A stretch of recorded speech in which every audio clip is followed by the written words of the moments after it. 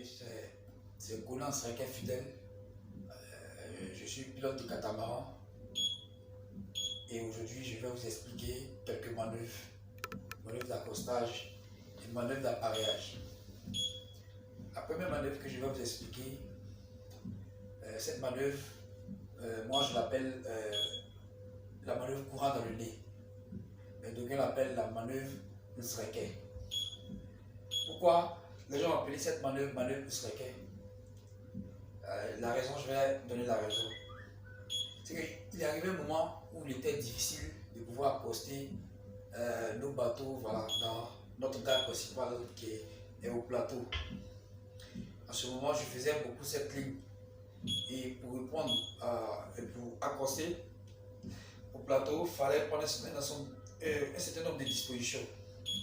J'ai approché certains dévanciers, m'ont donné des idées.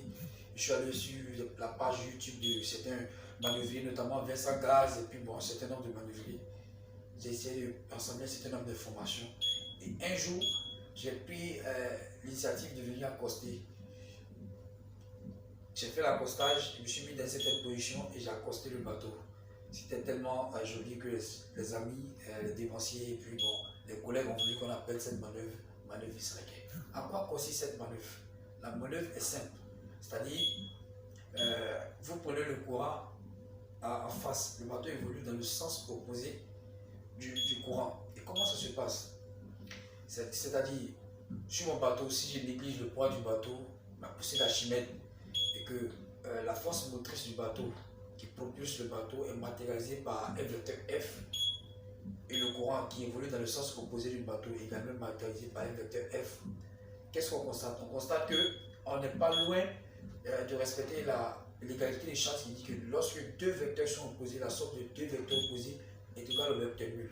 C'est-à-dire, dans cette circonstance, le bateau ne peut qu'évoluer parallèlement par rapport au ponton. C'est-à-dire, si on fait une projection du ponton, le bateau ne fait qu'évoluer parallèlement par rapport au ponton.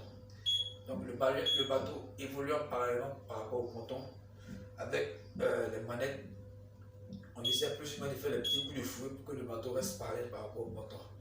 Mais retenons dans la manœuvre qu'il y a plusieurs forces qu'on regroupe en deux. Il y a les forces externes. Les forces externes, c'est le courant, le vent, tout ce qui est extérieur au bateau. Tout ce qui est extérieur au bateau, le manœuvrier ne peut pas changer ses forces. Il ne peut qu'adapter sa manœuvre à ces différentes forces. Maintenant, le bateau lui-même évoluant dans le sens opposé du courant, à une distance rationnelle, c'est-à-dire lorsque le bateau a dépassé les 2 tiers du ponton, qu'est-ce qu'on fait en ce moment? On essaie plus ou moins de ramener la barre à quai. En ramenant la barre à quai avec la manette à zéro, on se met dans une position plus ou moins inclinée. C'est-à-dire, lorsque vous donnez une position plus ou moins inclinée au courant, vous demandez au courant de vous ramener à quai. Donc je me mets dans une position plus ou moins inclinée. Je dis au courant, en ce moment les manettes sont à zéro, les forces extérieures maintenant viennent agir sur mon bateau pour me ramener à quai. Lorsque mon arrière, puisque je ne suis pas en allure, va s'adosser sur la défense, il va se créer un angle alpha entre la défense du quai et le prolongement de mon bateau à l'avant. Ce angle, progressivement, quand le courant va nous déporter, va être réduit jusqu'à ce que le bateau soit parallèle au ponton. Voilà, une fois le bateau est parallèle au ponton, à la demande du matelot de quai, vous essayez d'avancer légèrement pour que les bits soient les bits et puis pour qu'on donne les osiers pour amarrer le bateau. Voilà un peu expliqué la manœuvre.